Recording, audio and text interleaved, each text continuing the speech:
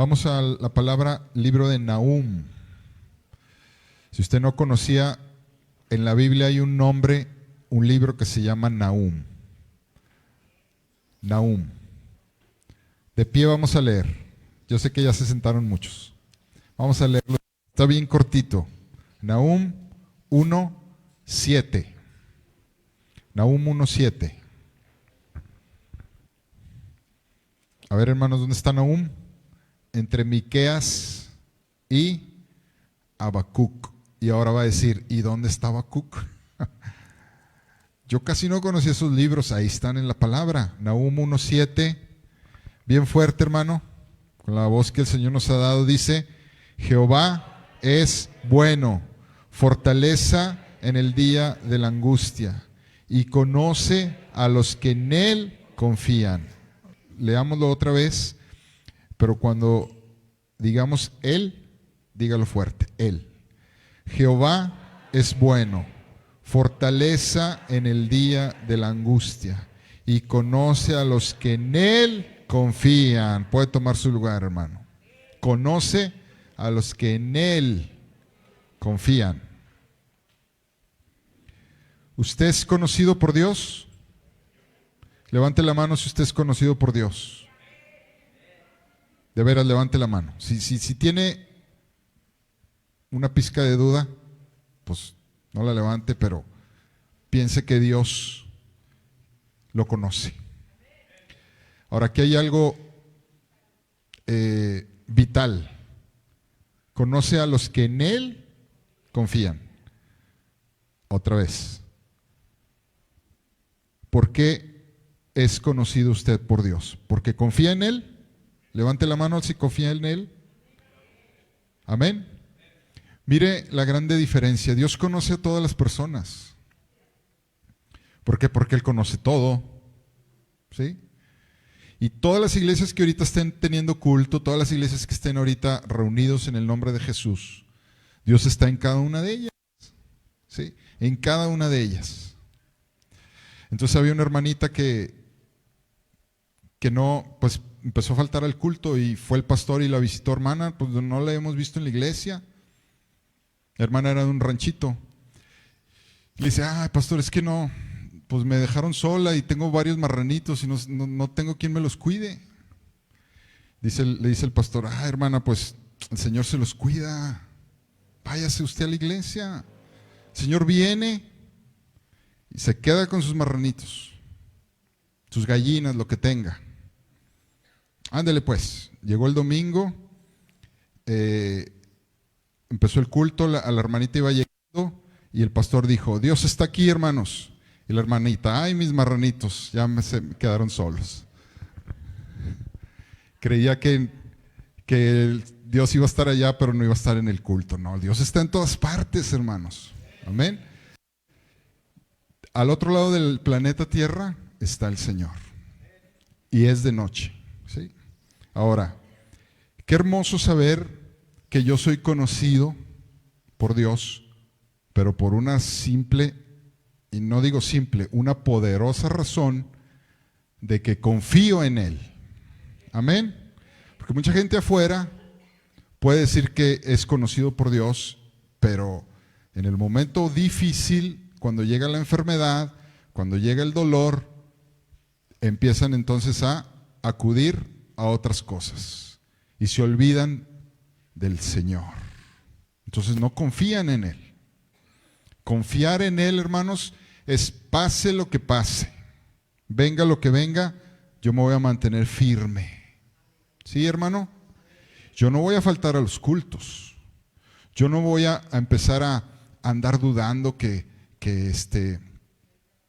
cómo está ahorita la situación y que cómo están tantos problemas que vienen y tenemos que cargar tantas cosas. No, el Señor me dice que si yo quiero confiar en Él, pase lo que pase. Entonces vamos a ver algunos hombres que confiaban en Dios por encima de todo. Y todo es todo. ¿Sí? El domingo pasado Osvaldo nos predicaba de Job. ¿Se acuerdan? ¿Cuántos conocían la historia de Job? Y hay muchos detalles porque Job es un libro muy grande. Y la parte vital y fundamental es su primer capítulo, donde Job, ¿qué dice la Biblia? Que perdió, hermanos, todo lo perdió. Posesiones, animales que eran de él, su casa, sus hijos. ¿Cuántos hijos tenía? A ver si conoce la historia de Job. ¿Cuántos hijos tenía? 10 hijos. Y sus 10 hijos se murieron el mismo día. ¿Sí? Dice la Biblia que le quedó nada más su esposa. ¿Sí? Pero todos pudiéramos pensar, pues Job entonces perdió a sus hijos, perdió sus bienes, perdió todo lo que tenía, pero se queda con su esposa. Pero lo triste aquí es que la misma esposa le dice, maldice a Dios y muérete. La misma esposa. Entonces, ¿qué hubiera pensado Job? Ay, esta mujer, ¿cómo piensa? Pues también se hubiera muerto, hubiera pensado a lo mejor. Pero, hermanos, Job 1:20. Vamos todos a Job 1:20.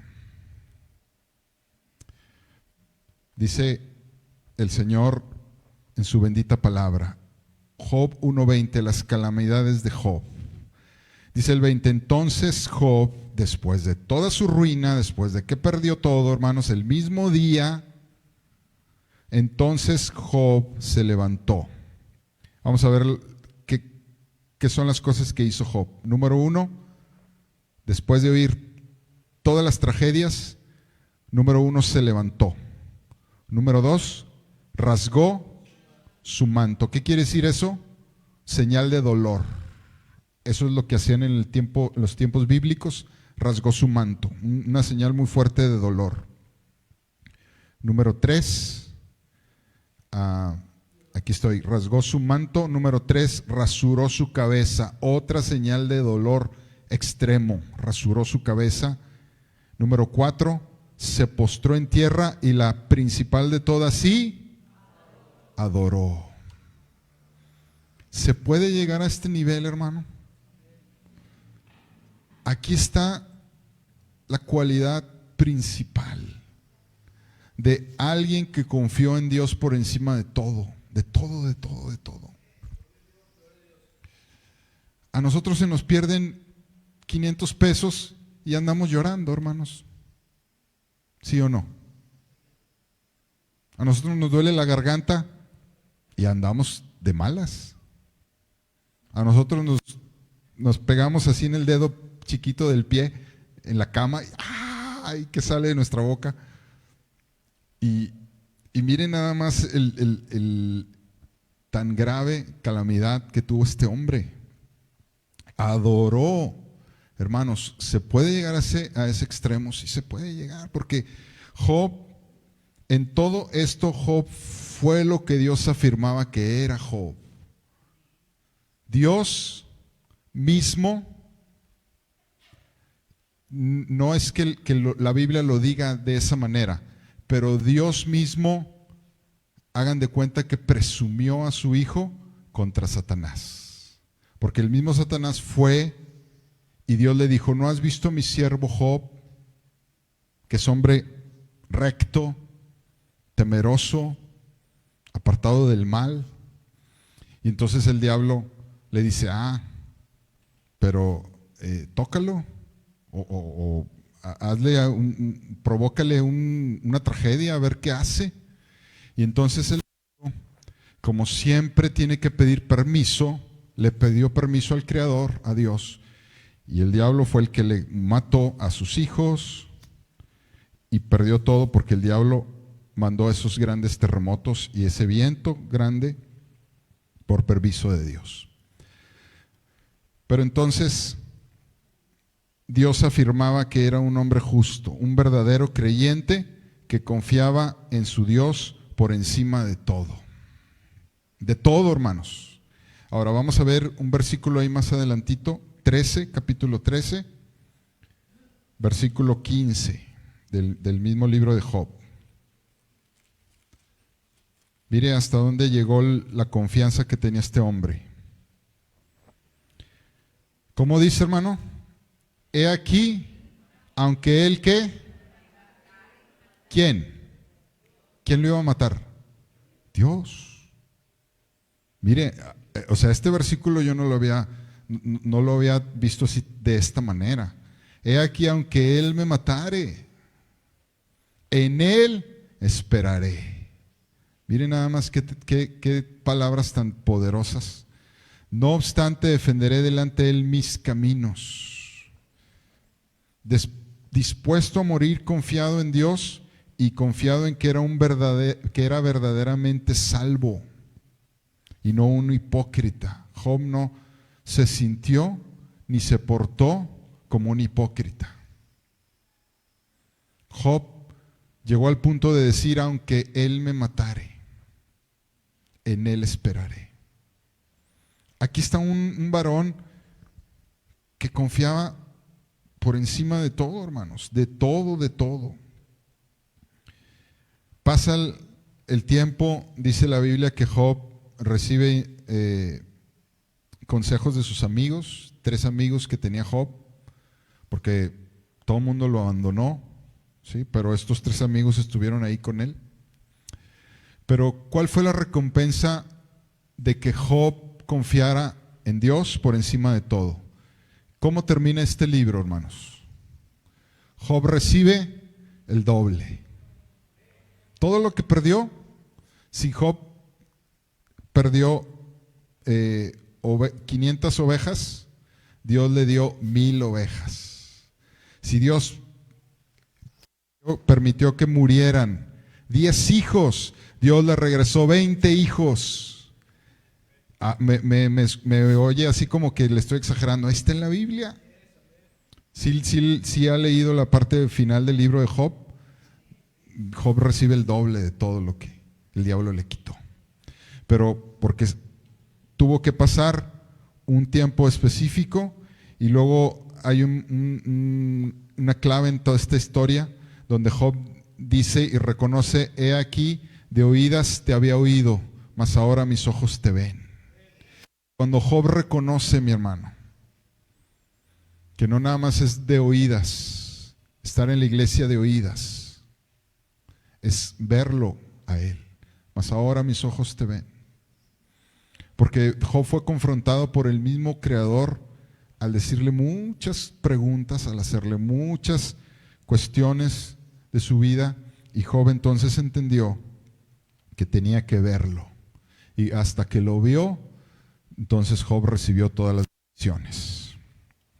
Ese es el primer hombre de Dios. Segundo hombre, segunda persona. Éxodo 32. Vamos a Éxodo 32.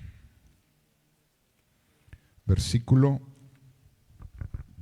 31.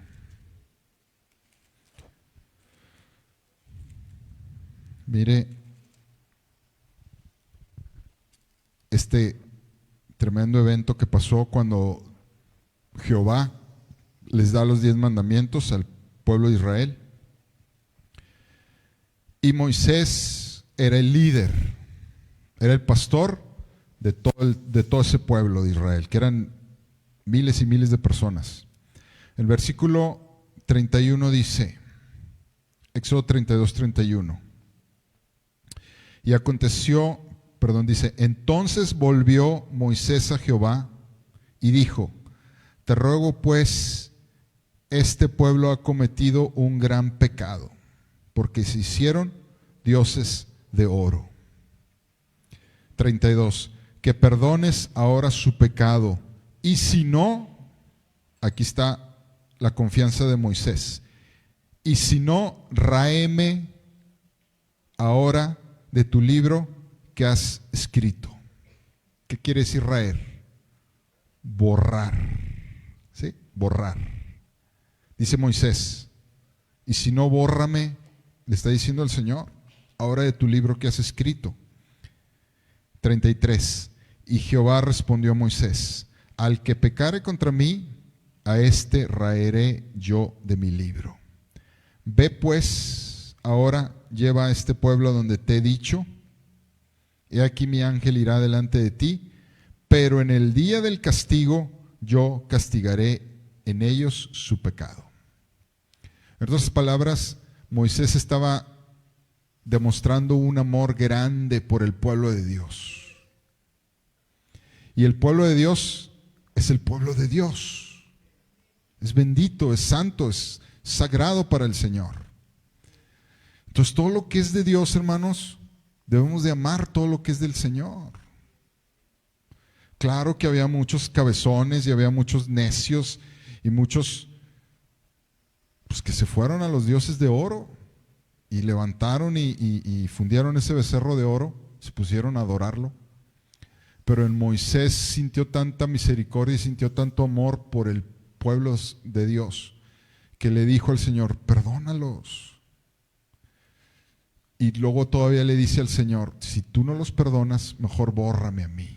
Miren nada más Moisés, hasta dónde llegó el amor de este varón, hermano. Mire cómo Job,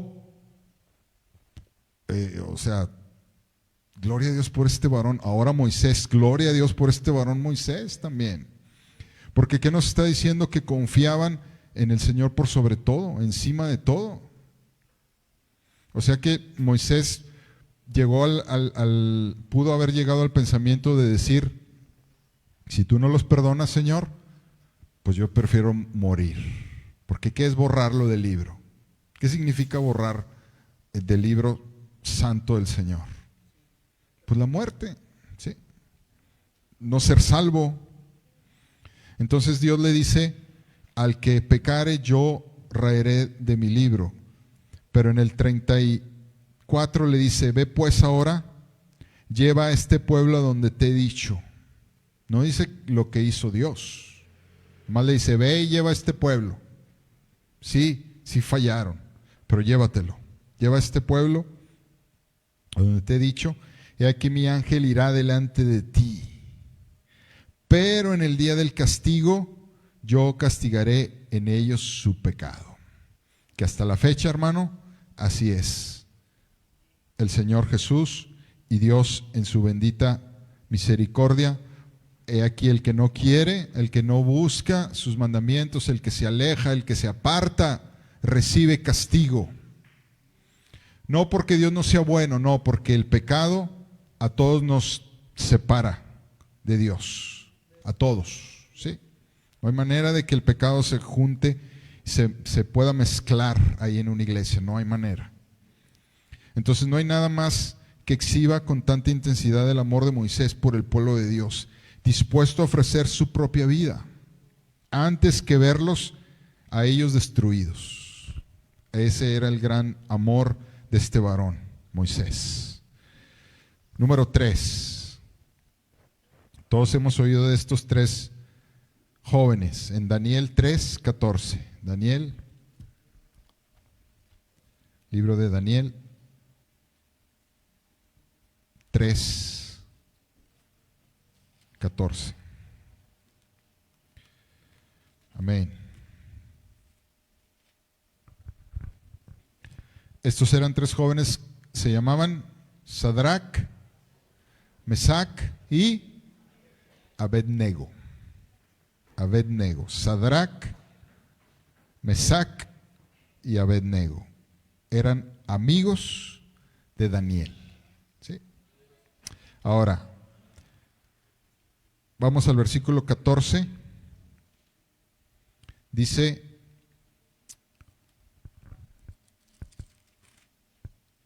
habló Nabucodonosor.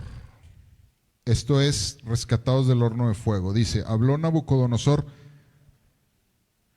y les dijo, ¿es verdad, Sadrac, Mesac y Abednego, que vosotros no honráis a mi Dios, ni adoráis la estatua de oro que he levantado?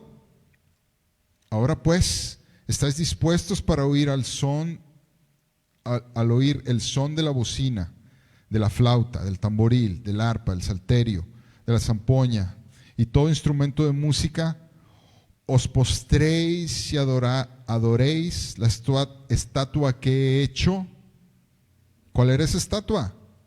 Dios pagano, Dios falso. Esa era la estatua.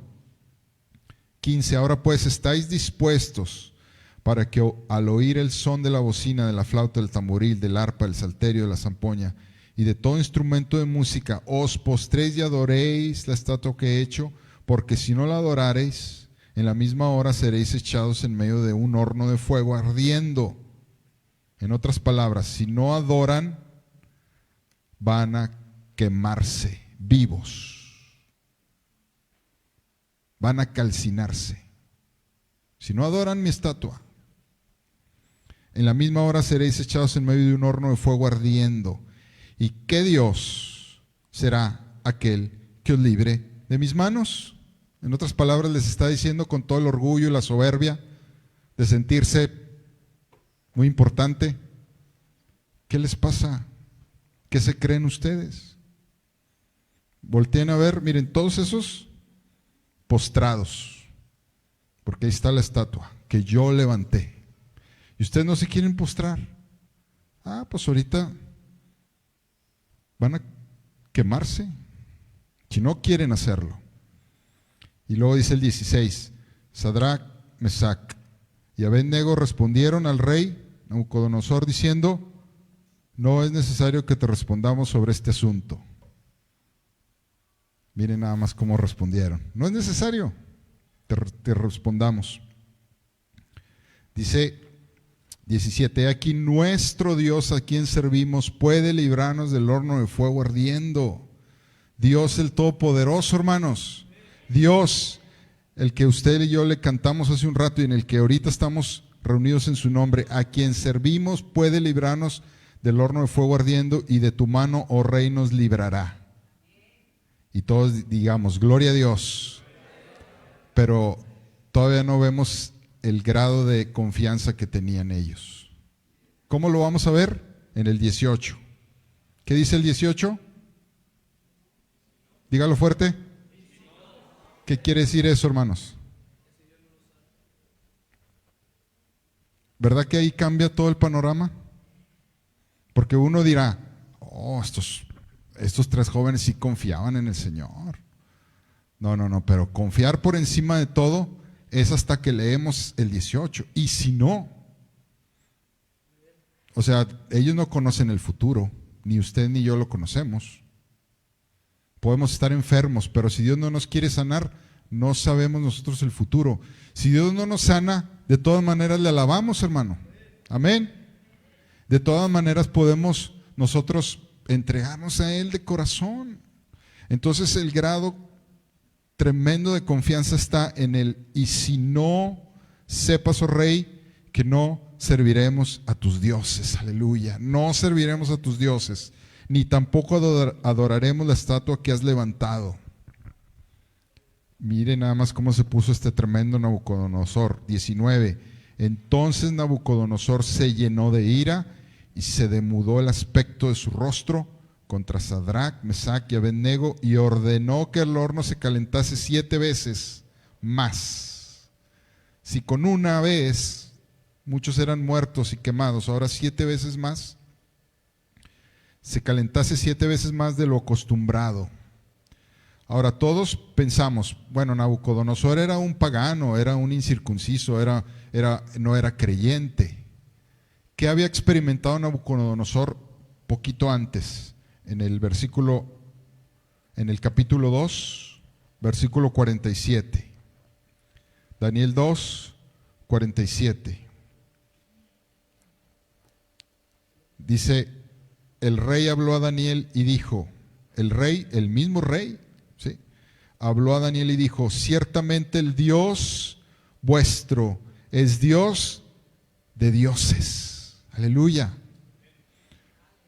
O sea que ya había reconocido Nabucodonosor que Dios es Dios de dioses. Pero entonces se volvió a llenar de orgullo, se volvió a llenar de soberbia y cambió otra vez para el capítulo 3. Estos 3 varones, hermanos, creyeron que aunque no fueran librados, confiaron en su Dios por encima de todo. De todo. ¿Y fueron muertos, hermanos? ¿Se quemaron? No se quemaron. Qué diferente hubiera sido que dijeran, no nos postraremos a tu estatua, porque el Señor nos puede librar. Y si no nos libra, pues entonces a lo mejor sí no nos postramos. No, hermano. ¿Qué terminó diciendo el rey? Versículo 28. Mire lo que terminó diciendo el rey. Entonces Nabucodonosor dijo: bendito sea el Dios de ellos. Amén. Bendito sea el Dios de la Nueva Jerusalén. Bendito sea el Dios del pastor Ricky. Bendito sea el Dios de usted, hermano. Amén. Que reconoce la gente de afuera, reconoce quién es nuestro Dios. El Todopoderoso. El que nos libra. O aunque vengan voces del enemigo o opiniones de la gente, mira, pues tú estás en la iglesia y estás en las mismas cosas. Ni siquiera has prosperado, ni siquiera sigues en tu misma enfermedad. Nosotros nos vamos a parar firmes en lo que Dios ha dicho que vamos a hacer nosotros, ¿sí? Entonces Nabucodonosor dijo: bendito sea el Dios de ellos, de Sadrach, Mesach y Abed-nego, que envió a su ángel libró a sus siervos que confiaron en él y que no cumplieron el edicto del rey y entregaron sus cuerpos antes que servir y adorar a otro Dios que su Dios. Aleluya. Entonces todos nosotros aquí, hermanos, le damos gloria al que vive y reina, y le damos gloria, hermano, a un cuarto varón. A ver, si me sigue con la historia, si usted conoce la historia, usted sabrá que el que se lleva toda la gloria aquí es el cuarto varón. No es Sadrach, no es Mesach, ni es Abed-nego. Es otro que estaba ahí con ellos en el horno. ¿Qué era quién? Dígalo fuerte. El cuarto varón es Jesús, hermanos. Y Él los libró de las llamas. Aleluya. Amén. Y usted dirá, ¿dónde está eso? Ahí está en el mismo pasaje. No le digo el versículo para que usted lo busque, pero ahí dice un cuarto varón. Era Jesucristo. ¿Sí? Imagínese Jesús ahí tomándolos de los hombros a Sadrach, Mesach y Abed-nego con todas las llamas aquí por todos lados, y luego que les dijera a los tres: gracias por haber dicho y si no, porque su confianza está solamente en Él, nada más que en el Señor. Otro varón, hermanos. Hechos 7:51. Ya vimos a Job, Moisés, Sadrach, Mesach y Abed-nego, y ahora vamos a ver a Esteban. Hechos 7:51.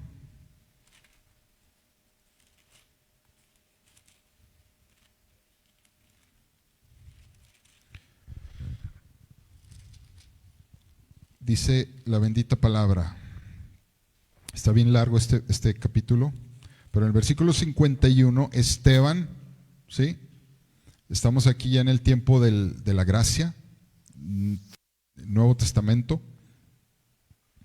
Esteban está hablando con los del concilio, los que se decían importantes, ¿sí?, de la ley, y los del gobierno, los que gobernaban. Pero entonces Esteban, en el 51, les dice: duros de cerviz. En otras palabras, necios. ¿Sí? Necios. Todos los que no reconocen al Dios eterno, que el Dios eterno es Jehová, todos son necios. Amén. No conocen, no reconocen. Bueno, así estaban todos estos. Pero Esteban les dice: duros de cerviz e incircuncisos de corazón y de oídos. Vosotros resistís siempre al Espíritu Santo, como vuestros padres así también vosotros. O sea que Esteban les estaba diciendo, ¿se acuerdan del Antiguo Testamento cómo eran necios? Ustedes siguen siendo necios, como vuestros padres. Y mataron a los que anunciaron de antemano la venida del justo, Jesucristo, de quien vosotros ahora habéis sido entregadores y matadores. Vosotros que recibiste la ley por disposición de ángeles y no lo aguardasteis, oyendo estas cosas se enfurecían en sus corazones y crujían los dientes contra él. Mire esta escena, hermano. Ahí está Esteban. Ahí están todas estas personas, según esto, importantes, ¿sí? Pero que estaban totalmente necios ante el Señor, lo que el Señor había hecho. Pero Esteban, lleno del Espíritu Santo, puestos los ojos en el cielo, vio la gloria de Dios y a Jesús que estaba a la diestra de Dios. Aleluya. Y dijo: he aquí veo los cielos abiertos y al Hijo del Hombre que está a la diestra de Dios. Él lo dijo. Y ahora les dio más coraje todavía. En el 57, entonces ellos, dando grandes voces, se taparon los oídos y arremetieron a una contra él, y echándole fuera de la ciudad, ¿qué hicieron? Le apedrearon. Y los testigos pusieron sus ropas a los pies de un joven que se llamaba Saulo. ¿Y quién era este famoso Saulo? Pablo. ¿Ya era convertido? Todavía no, pero ahí estuvo. Sí. Se llamaba Saulo. Pero este caso es de Esteban. Dice: dando grandes voces, taparon los oídos y arremetieron a una contra él, y echándole fuera de la ciudad, le apedrearon, y los testigos pusieron sus ropas a los pies de un joven que se llamaba Saulo, y apedreaban a Esteban mientras él invocaba y decía: Señor Jesús, recibe mi espíritu. Aleluya. ¿Hasta ahí llegó la confianza de Esteban? No, sigue el 60. Y puesto de rodillas clamó a gran voz: Señor, no les tomes en cuenta este pecado. Aleluya. Ahí está el grado de confianza. Por encima de las piedras, por encima de sus asesinos, porque lo asesinaron a Esteban, hermano. ¿Sí fue asesinato? Y todos dirán: no, es que era, según la ley, el que blasfemara tenía que ser apedreado. Y quizá los que aventaban las piedras sentían que estaban haciendo bueno. No, al revés. Quisieron asesinar a Esteban, ¿sí? Quisieron matarlo, porque cuando hay violencia en masa, cuando usted ha visto noticias donde hombres son muertos, linchados, y hay grande montón de personas, los que nada más estaban viendo terminaron también participando, porque eso es lo que provoca, donde hay mucha gente, y aquí todos estos motivados por el diablo, ¿sí? Mataron y apedrearon a este varón. Y Esteban, ensangrentado y gravemente herido, hermanos, sufriendo mucho dolor. Yo no me imagino el dolor que se sentirá de morir por piedras en la cara, en el cuerpo, en las costillas. Esteban confió en Jesús por encima de todas esas piedras, sus mismos asesinos, diciendo: todavía no les tomes en cuenta este pecado. Y así fue recibido en el cielo por el Padre Celestial. Termina diciendo: y habiendo dicho esto, durmió. Esto es, murió. Pero para los hijos de Dios, dormimos. Amén. Dormimos. Entonces, qué historia, hermanos, tan tremenda. ¿Qué hubiéramos hecho nosotros? A lo mejor unas piedritas sí las aguantábamos, pero piedras más grandes, a lo mejor con la primera descalabrada salimos corriendo, pero no. Esteban se mantuvo arrodillado y dice la Biblia que él vio al Señor en el cielo. Y todavía le dice, recibe mi espíritu, pero no les tomes en cuenta este pecado. ¿A quién se pareció aquí Esteban? A Jesús. Cuando estaba en la cruz, ¿y qué dijo Jesús? Padre, perdónalos porque no saben lo que hacen. ¿Sí? Entonces ahí está, mi hermano, estos tremendos ejemplos de estos varones que existieron. No es historia ficticia, es historia verdadera. Y el Señor en su bendita palabra quiere que seamos como ellos. Amén. Como Moisés, como Job, como Esteban. Vamos a uno más. Génesis 39. Génesis 39. De hecho, este es el primero antes que Moisés, porque Moisés lo leímos en Éxodo y este es de Génesis. Génesis 39. ¿Sabe de quién vamos a hablar? De José.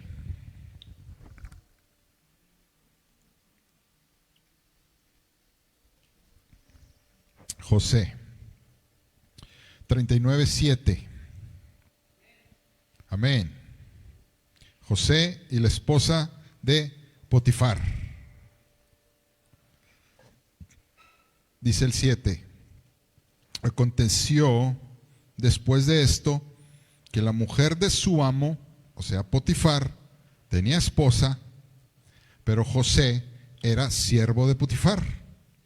O sea, José estaba encargado de todas las cosas que eran de Potifar. Todo lo que era de Potifar, José lo administraba, menos lo intocable que era su esposa. Para todos nosotros varones hay cosas intocables que no podemos nosotros tocar, porque es pecado delante del Señor. Bueno, versículo 7 dice, 39:7. Aconteció después de esto que la mujer de su amo puso sus ojos en José y le dijo, duerme conmigo. Y todos dirán, ¿dormir? ¿Qué tiene de malo dormir? No, la Biblia ni siquiera es duerme, ni siquiera es acuéstate, es tengamos relaciones. Ese quiere decir duerme conmigo. 8. Y él no quiso. Mire desde el 8, José manteniendo su confianza en su Dios. Él no quiso. Y allá en el mundo dirán, qué hombre tan menso. ¿A poco no, hermanos? Y él no quiso. Y dijo a la mujer de su amo, he aquí que mi señor no se preocupa conmigo de lo que hay en casa. Y ha puesto en mi mano todo lo que tiene, todo lo ha puesto en mi mano. No hay otro mayor que yo en esta casa, y ninguna cosa me ha reservado sino a ti. O sea, yo respeto a mi amo, pero sino a ti. Yo tengo que ser fiel. Dice, mi Señor no se preocupa conmigo de lo que hay en casa, y ha puesto en mi mano todo lo que tiene. No hay otro mayor que yo en esta casa, el 9, y ninguna cosa me ha reservado sino a ti, por cuanto tú eres su mujer. ¿Cómo pues haría yo este grande mal y pecaría contra Dios? 10. Hablando ella a José, ¿cuándo, hermanos? Cada día. Cada día. El pecado es cada día. La seducción del pecado es cada día. ¿A poco no, hermanos? Olvídese de ahorita se refiere al hombre con el pecado sexual, pero el pecado en general es cada día. O sea, está seduciéndonos cada día. Dice, hablando ella a José cada día y no escuchándolo a él para acostarse al lado de ella, para estar con ella, aconteció que entró él un día en casa para hacer su oficio y no había nadie de los de la casa allí. O sea, el diablo ahí acomodando todas sus piezas para que José cayera. Y ella lo asió por su ropa, ella, hermanos, diciendo: duerme conmigo otra vez. Entonces él, ¿qué hizo? Dejó su ropa en las manos de ella. ¿Qué quiere decir eso? ¿Quién se la quitó? ¿Quién le quitó la ropa? La esposa de Potifar. O sea, ¿no quieres? Pues a la fuerza. Y algunos pensarán que en el mundo no nada más hay violadores, también hay violadoras. ¿Qué acaso aquí no iba a ser un caso así, hermanos? Porque iba a ser a la fuerza. O sea, se la quitó. Se la quitó. Miren nada más qué tremenda historia. ¿Y qué pasó? Él duerme conmigo. Entonces él dejó su ropa en las manos de ella y huyó y salió sin ropa. Salió corriendo. ¿Por qué? Porque confiaba en su Dios por encima de todo. De todo, hermanos. O sea, José tuvo que aguantarse la vergüenza de salir corriendo desnudo, con tal de obedecer al Padre de la gloria, el que merece todas las cosas. Aleluya. Y, hermano, dice que huyó y salió. Amén. Ahora, ¿qué hizo aquí el tremendo Satanás usando a esta mujer? Cuando vio ella que le había dejado su ropa en sus manos y había huido fuera, llamó a los de casa y les habló diciendo: mirad, nos ha traído un hebreo para que hiciese burla de nosotros.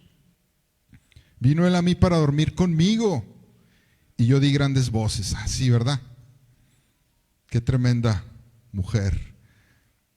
Yo di grandes voces. 15. Y viendo que yo alzaba la voz y gritaba, dejó junto a mí su ropa y huyó y salió. ¿Quién le va a creer eso? Y ella puso junto a sí la ropa de José hasta que vino su señor a su casa, o sea, el mero mero, el amo, su esposo. Entonces le habló ella las mismas palabras diciendo: el siervo hebreo que tú nos trajiste vino a mí para deshonrarme. Y cuando yo alcé mi voz y grité, él dejó su ropa junto a mí y huyó fuera. O sea que esta mujer todavía seguía en la misma, en su mismo deseo de pecar. Porque ya no pudo con José, pues ahora vinieron las mentiras y las calumnias contra un hombre de Dios que se llamaba José. Y por eso nosotros a veces somos calumniados, hermanos, por mentiras que el diablo levanta. Y el diablo quiere destruirnos a toda costa. Quiere destruirnos. Quiere destruir la iglesia. Quiere destruir a los varones. Quiere destruir las familias. Tantas familias donde hay divorcios. Bueno, el diablo hizo de las suyas. No solamente de que se divorcia la esposa del esposo, también los hijos se divorcian de los padres, donde ya no quieren saber nada de ellos. Y se pierden. Se pierden. De repente saben que su papá lo anda buscando o su mamá. No, yo no quiero saber nada. Estoy divorciado de ustedes. Entonces dice, ¿qué hizo entonces Potifar? Le creyó. Y cuando yo alcé mi voz en el 18, grité, él dejó su ropa junto a mí y huyó fuera. 19. Y sucedió que cuando oyó el amo de José las palabras de su mujer, que su mujer le hablaba, diciendo: así me ha tratado tu siervo, se encendió su furor. Tomó su amo a José y lo puso en la cárcel. Y todos diremos: ¿y qué pasa con José? ¿Por qué no se defiende? ¿Necesitaba defenderse, hermanos? No necesitaba defenderse, sino hubo alguien mucho mayor que lo defendió, más grande. José tenía todo el derecho de decirle a su amo que eran puras mentiras, ¿sí? Pero dice, pero Jehová estaba con José. Aleluya. 21. Y le extendió su misericordia y le dio gracia en los ojos del jefe de la cárcel. 22. Y el jefe de la cárcel entregó en mano de José el cuidado de todos los presos que había en aquella prisión. Todo lo que se hacía allí, él lo hacía. No necesitaba atender el jefe de la cárcel cosa alguna de las que estaban al cuidado de José, porque Jehová estaba con José, porque José confiaba en Jehová por encima de todo. Amén. Entonces, hermanos,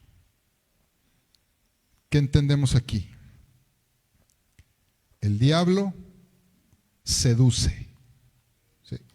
Y oímos la palabra seducción y luego pensamos, esa palabra, si es una palabra que el diablo intenta, que el diablo hace la lucha, ¿sí? Y hay tantas historias de matrimonios que han fracasado, ya sea porque el hombre fue infiel o la mujer fue infiel, pero ¿quién está detrás de todo eso? El pecado. ¿Y quién es el que provoca el pecado? El diablo. Y Dios no puede mezclarse con el diablo, ni con el pecado, ni con nada que lo haga separar del Señor. Entonces José sí fue seducido, sí fue seducido, pero no cayó. Nosotros tampoco debemos caer, hermanos, a cualquier tipo de pecado. No podemos, hermano, porque es triste, es muy triste que el pecado se presenta como algo muy jugoso, como delicioso, que se antoja y es un pastel con mucho betún, frutas, y se escurre el juguito del dulce y uno lo ve y dice, ¡ay, qué rico se ve! Pero se va acercando y luego le da la vuelta y por atrás está lleno de gusanos, está lleno de tierra. Así es, hermanos. Yo no me imagino qué hubiera pasado si José cae y le hace caso a esta mujer. No estaría en la Biblia entonces. O si estaría en la Biblia, pero Dios tuvo misericordia como la tuvo de David también. Amén, hermanos. Porque ahí están dos varones. Uno se mantuvo firme, el otro cayó en las trampas que envía el diablo. Y hermanos, es tan triste que en una ocasión un muchacho apenas cumplió 15 años y todo lo que quería era, ya sabe usted qué, un celular. Su mamá y su papá siempre le dijeron, no, te lo prestamos, pero que sea tuyo hasta los 15, hasta que cumplas 15. Ese sí va a ser tuyo. Bueno, estaba todo ilusionado en una iglesia cristiana. Cumplió 15 y ya él estaba ansioso por su celular. Pasó apenas una semana de su cumpleaños y estaban toda la familia en el culto, en la iglesia, pero él no estaba. ¿Y a dónde se fue? Pues no sé. A ver, búscalo. Y pues empezaron a buscarlo por todos lados. Y lo encontraron en un rincón de un salón de la iglesia, con su celular, viendo pura pornografía. ¿Quién hace eso, hermanos? O sea, usted pensará, ay, los papás, ¿qué les pasa? No, los papás no. O sea, en realidad los papás quisieron hacerlo porque amaban a su hijo y porque era lo que él quería, pero el error fue no haber checado antes, no haber supervisado antes a su hijo. Y esto fue cierto, hermanos. ¿Sí? El pobre muchacho ya estaba todo atacado cosas del diablo. Y usted sabe el grado y el problema tan grande que es la pornografía, que es pecado con todas sus palabras. Pecado. Amén. Varones, amén. Es un pecado grande. Entonces, hermanos, todo eso seduce. Todo eso seduce. Sabemos que no nada más los hombres caen en la pornografía, mujeres también, pero tiene que ser todo entregado y decirle: Señor, te entrego todo eso y quiero consagrarme a ti, nada más, a ti. Y todo lo que se llame pecado y quiera seducirme, yo necesito mantenerme firme como José. Hermanos, si usted siente que el pecado lo seduce, luego que se venga a su mente el ejemplo de José. José no cayó, pues yo tampoco voy a caer. Amén. Entonces, hermanos, gloria a Dios por estos varones. Gloria a Dios por estos varones, porque son ejemplo claros para nosotros, que no caigamos en el error y en las trampas de Satanás. Amén. Vamos a ponernos de pie, hermanos.